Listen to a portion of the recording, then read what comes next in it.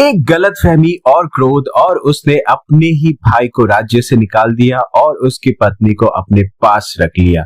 क्या ये सच में अधर्म था या इसके पीछे छुपा था एक बड़ा धर्म का रहस्य? किष्किंधा के घने जंगलों में दो भाई रहते थे, बाली और सुग्रीव। बाली बहुत शक्तिशाली था और कहा जाता था कि जो भी उससे युद्ध करता था उसकी आधी शक्ति बाली को मिल जाती थी।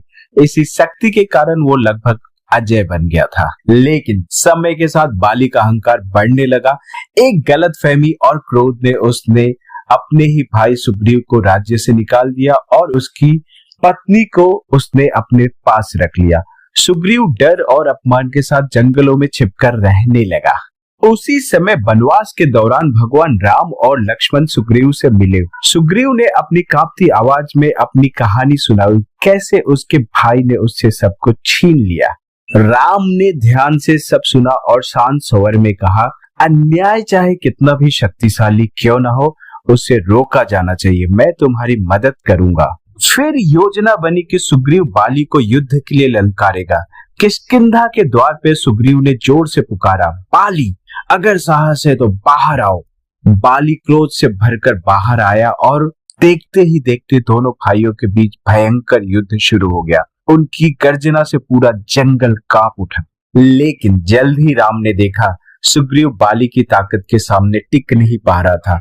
राम जानते थे कि सामने से युद्ध करने पे बाली की शक्ति और बढ़ जाएगी, इसलिए उन्होंने पेड़ की आड़ में अपने धनुष पर एक दिव्य बाण चढ़ाया। एक क्षण के लिए जंगल शांत हो गया और फिर राम ने बाण छोड़ दिया। यह बाण हवा को चीरता हुआ सीधा बाली के सीने में जाकर लगा। घायल बाली जमीन पे गिर पड़ा और उसने राम की ओर देखकर पूछा, हे राम, आपने मुझे छिपकर क्यों मारा? राम शांत भाव में बोले, तुमने अपने भाई का राज्य छीन लिया, उनकी पत्नी को अपने पास रख लिया। एक राजा का कर्तव्य है अधर्म को रोकना। मैंने वही किया जो धर्म था। बाली की आंखों में अब क्रोध नहीं था, सिर्फ समझ और पश्चाताप था। उसने सुग्रीव की ओर देखा और कहा, भाई, अब किष्किंधा तुम्हारी है, न्याय के साथ राज करना। कुछ ही क्षणों में बाली ने अंतिम सांस ली। इस तरह राम ने केवल एक युद्ध नहीं जीता, उन्होंने यह दिखाया कि शक्ति से बड़ा हमेशा धर्म और न्याय होता है। केवल एक युद्ध नहीं था, यह अहंकार और धर्म के बीच की लड़ाई थी। जय श्री राम, जय श्री हनुमान।